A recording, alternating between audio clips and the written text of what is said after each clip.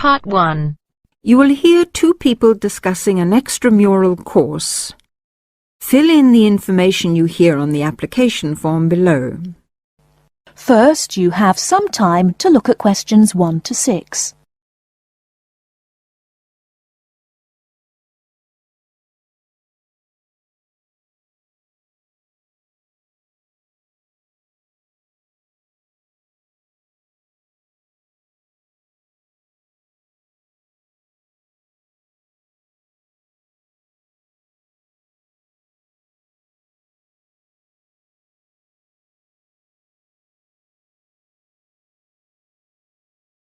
Now, here is the conversation. Hi, Jenny. What are you doing down here? Oh, hello, Steve. Well, I'm trying to fill in this form, but I'm having a bit of a struggle as I sprained my wrist playing tennis yesterday. Don't worry, I'll do it for you. Let's have your pen. Right, fire away. Let's see. I want to do the drama and theatre studies. I'd like to get the certificate. The course number is 60201. No, sorry, 202.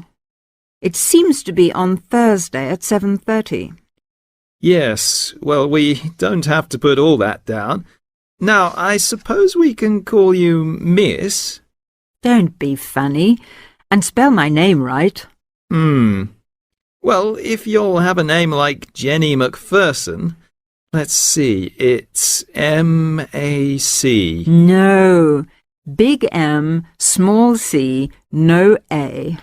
Right, M-C-P-H-E-R-S-O-N. Yes, okay, and don't forget it's a capital P, McPherson. Now, what's your address? Well, I've just moved, so it's 6 Westway Avenue, Longford. Hang on, don't go so fast. 6 Westway Avenue where? Longford. What's next? Your phone number, daytime and evening. Well, I've only got one, as we can't have calls at school in the daytime, so put down the evening one. 605-4829. 4829, OK. And you're a teacher. How old are you? 29? Wish I were. No, 32. Before you hear the rest of the conversation, you have some time to look at questions 7 to 10.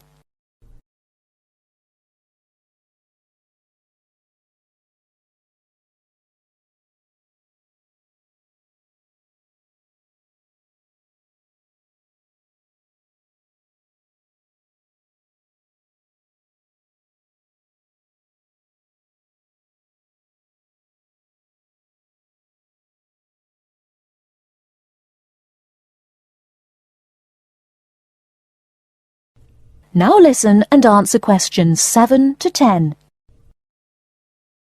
Do they want my date of birth? No, don't seem to. Just age. How about educational qualifications? Well, I've got a degree in English literature and a diploma in media studies. Media studies, right. Now, have you ever done any of these extramural courses before? No, don't think so. Although I did do something on psychodrama once. But no, it wasn't extramural, was it? That seems to be it, except for the fee. Yes, well, that's the same for all the central courses. I think £25. I suppose I have to include it with this form. Looks like it. Do you want me to write the cheque out for you? But you'll have to sign it. That is the end of Part 1. You now have half a minute to check your answers.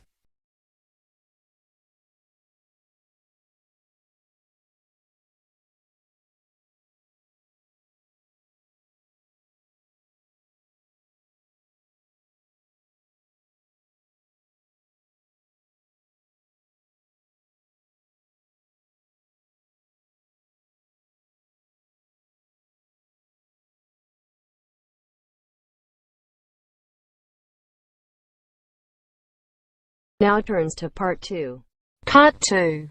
You will hear a conversation between two flatmates, Craig and Don. who are looking for a third person to share their flat. First, you have some time to look at questions 11 to 15.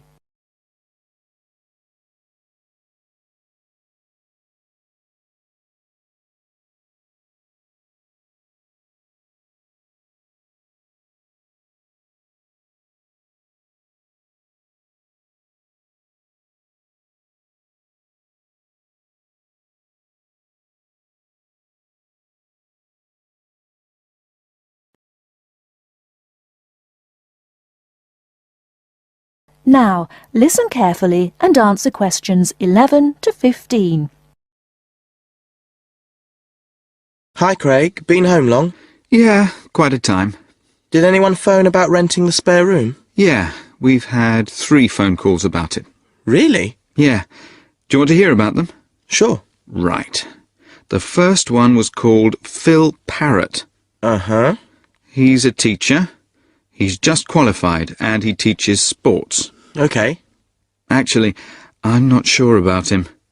He certainly sounded energetic, but he asked lots of questions about whether we smoked and what sort of food we cooked. Yeah.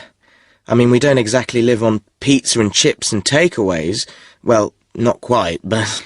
But he might be a bit too health-conscious to really fit in with the sort of life we lead. Yeah. And he asked a lot of questions about the room. He said he needs a big room because he's got lots of sports equipment. Well, that's okay. The room's quite big, but I'm not so sure about him. What about the second one? He was called David Spencer. Spender? No, Spencer. C-E-R. He works at Cooper Long. You know, the big company on Broad Street. He said he was a lawyer. Oh. I'd have thought in that case he'd be earning enough to rent his own place. I wonder why he wants to share a flat. Well, he didn't say. He's quite a bit older than us. He did say he's just moved down here from the north of England. He seemed very quiet, actually. Maybe he wants to meet some new people. I got the impression he was a hard-working kind of person who doesn't go out all that much. Right. But he sounded okay. Oh, one thing, though. He said he wouldn't be staying in the flat at the weekends, so he wants to pay reduced costs for gas and electricity, because he's only here 5 days out of 7. Oh, I'm not sure about that. What do you think? Well, I suppose it's fair, but it all sounds a bit complicated. Before you hear the rest of the talk, you have some time to look at questions 16 to 20.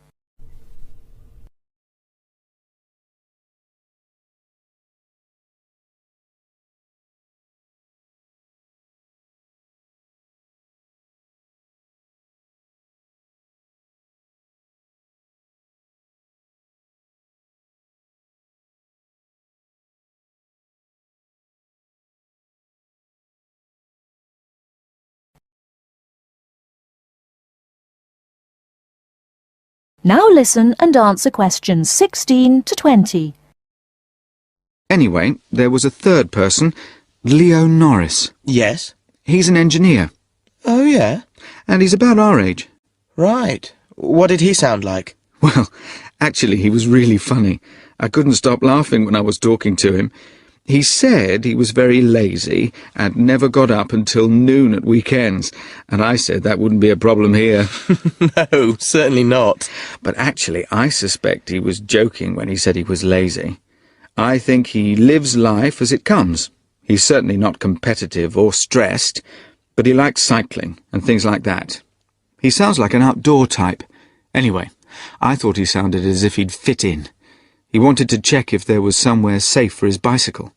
That's not a problem. No, he can leave it in the garage with my car. So did you get his contact details? Yes, he left his mobile number. It's 0777 687 2433. And does he want to move in straight away? Well, he's paid his rent in his present place up to the 31st of September, but he said that if possible he'd like to move in a bit before then. He said the 28th of September. And he was okay about the rent? Yeah, he said it was fine. Right. So shall we give him a ring and see if he wants to come round and... That is the end of part 2. You now have half a minute to check your answers.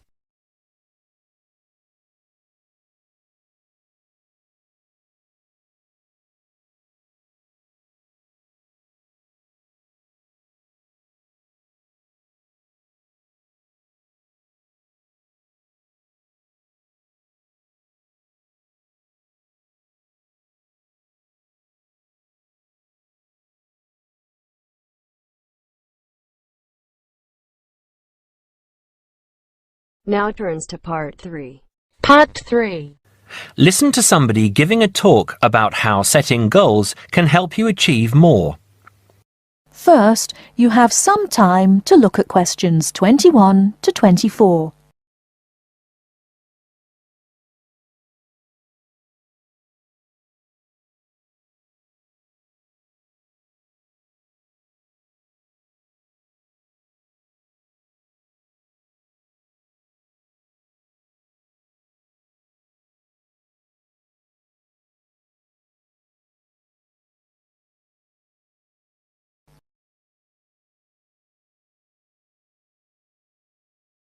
Now, listen carefully and answer questions 21 to 24.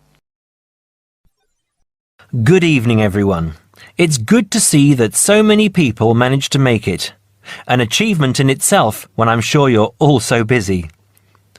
This evening, I'm going to talk with you about setting goals and how setting goals can help you understand what you really want to achieve.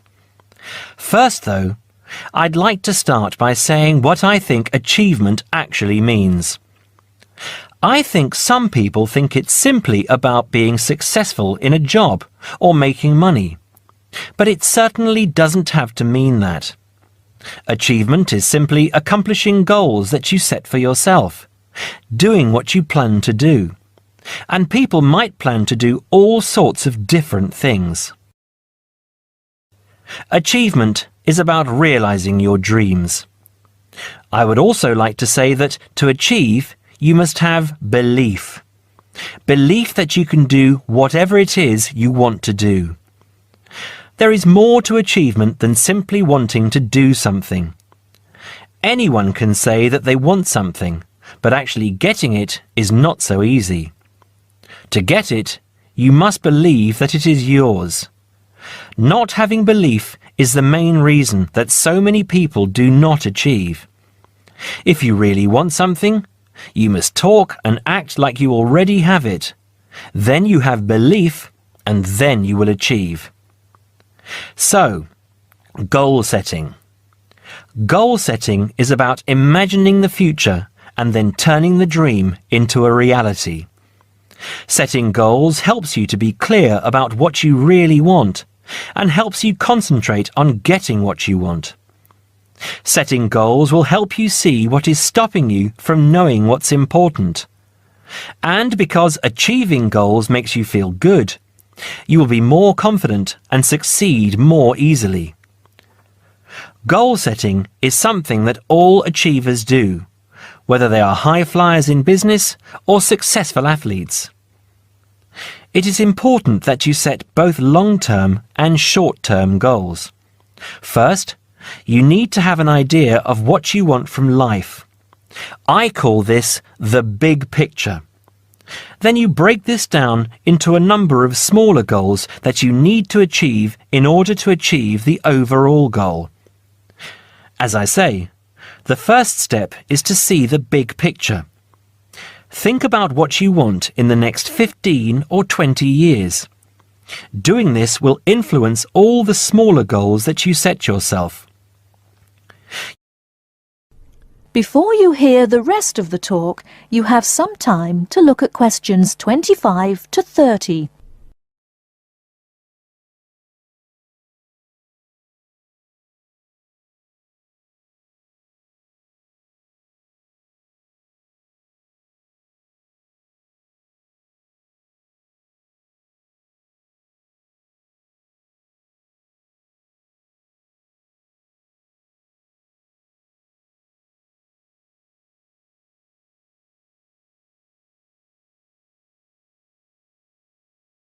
Now listen and answer questions 25 to 30. You need to think carefully about different areas of your life and how they influence each other. You should identify the important areas of your life and try to set goals in each of those areas. Here are the areas that most people want to focus on, but remember that everyone is different. First, think about your career. How important is your career to you? Do you want to be a manager or run your own business? Or are you happy working for other people? Connected to this is the financial side of your life. What sort of income do you want to have? Is wealth important to you? You need to think about long-term relationships. At what age do you hope to be married? Do you want to have children? How much time do you want to spend with the people you love? You need to think about your health and how that could change what you can achieve. How will you stay healthy as you get older? Do you do anything that is not good for your health? And how will you try to do those things less or stop doing them completely? Finally, you need to think about your free time, your hobbies and interests. How much time do you want to have to do what you really enjoy? It is difficult to achieve goals in one area if you feel that you don't have the time to do the things that really make you happy. Now, when you have this overall picture, try to set yourself one goal for each area. Make sure the goals are what you really want and not what you think other people want from you. Of course, in life, it is important to make the people around you happy, but you must focus on what you want. Now, I will go on to talk about how to break your lifetime plan down into short-term goals. But first, does anyone have any questions about what I've said so far? The end of part 3. You now have half a minute to check your answers.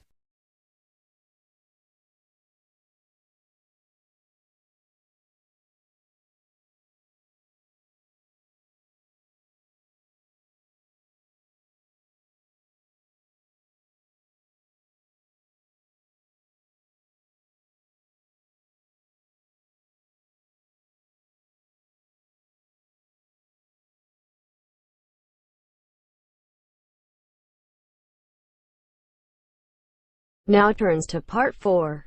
Part 4. You will hear part of a lecture on art history. First, you have some time to look at questions 31 to 40.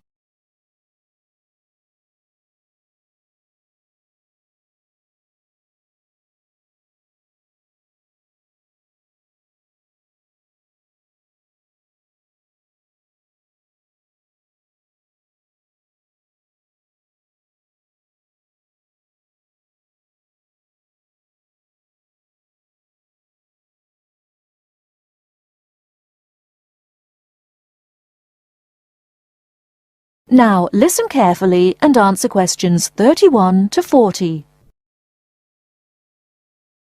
In the last lectures, we looked at the art of the ancient Egyptians, and then considered the art of other ancient Mediterranean civilizations, in particular Greece and Rome. We're now going to return to Egypt to consider a set of very unusual pictures known as the Fayum portraits. The Fayum is a lush green area about 100 kilometers west of Cairo. Following the conquest of Egypt by the Greek warrior Alexander the Great in 332 BC, large numbers of businessmen and officials who had come over from Greece settled in this fertile region with their families. They gradually adopted some features of Egyptian culture, including the practice of mummification, embalming the bodies of their dead and wrapping them in linen bandages in order to preserve them as mummies. The name actually comes from an Arabic word meaning an embalmed body. These newcomers made one distinctive innovation, though. After binding the mummy, they laid over the face a picture representing the person inside. The portraits look like oil on canvas, but they were actually produced using a technique called encaustic, where the artist applies pigmented wax to a wooden board with a small spatula. The Egyptologist William Petrie, who discovered many of these mummies with their accompanying portraits at the end of the 19th century, was convinced that they were actually done in the lifetime of the subject, rather than being painted after the person's death, as had been the case with older Egyptian paintings. He felt they were very different from the traditional stylized images that had been used on Egyptian mummy casings in previous centuries, and was convinced that they were actually portraits giving a realistic depiction of the person. He pointed out that the boards on which they were painted showed signs of having been cut down to size to fit within the mummy bandages. To him, this suggested that they may have originally been larger and been hung in the houses of the owners during their lifetimes. But more than a century after they came to light, nobody knew how far they were really depictions of real people, as against idealized portraits. Then a team from Manchester University decided to find out, by recreating the faces of Fayum mummies in clay and then comparing the reconstructions with the portraits.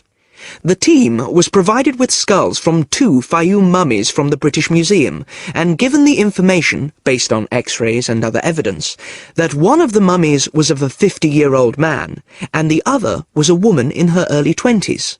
Armed only with this information, they set to work. First, they created copies of the skulls. Then they used clay to build up the facial muscles in order to reconstruct what the person looked like. After weeks of painstaking labour, 2 faces emerged. Only then were the 2 portraits revealed so that the match between the reconstructions and the portraits could be examined.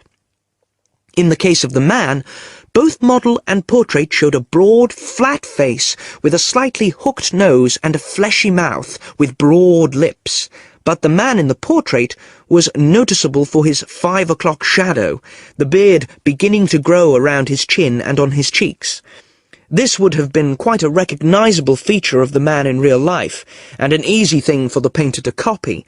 However, it wasn't something that the makers of the model could know about. In the reconstruction, the right eye was slightly higher than the left, and this was the same on the portrait. But on the portrait, the eyes were very large, which is standard with many of the Fayum portraits, while in the model they were longer and narrower.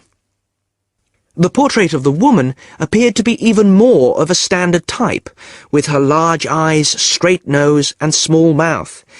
These pretty feminine features suggested this could be an idealized woman's face, and yet it proved to match the reconstruction surprisingly closely. The proportions of the lower face corresponded, and so did those of the forehead, though in the portrait the eyes were closer together and larger than in the reconstruction. And in both cases, the head was set on a solid neck, suggesting a more powerful physique than you might have expected from these delicate features. So, overall, the similarities between the portraits and the models are too close to be accidental. The artists may have started from a standard picture, but attempts were made to modify this to reflect the characteristics of the subject, what gave the face its personal qualities. Obviously, this isn't much of a sample upon which to judge an entire genre of portraiture, but the researchers are convinced that, on the whole, the artists aimed to represent their subjects as they appeared in real life, whether this was flattering to them or not. That is the end of part 4. You now have half a minute to check your answers.